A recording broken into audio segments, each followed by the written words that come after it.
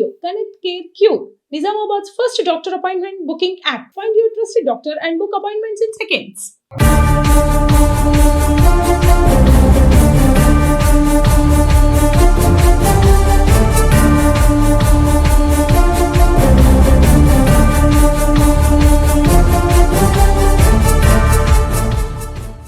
నమస్తే, welcome to Suman TV.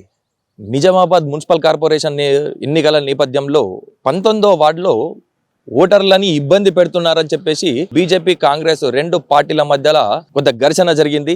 ఒక party నేతలు బీజేపీ వర్సెస్ కాంగ్రెస్ అన్న తీరంగా ఇద్దరు కూడా పరస్పర దాడులకు దిగారు.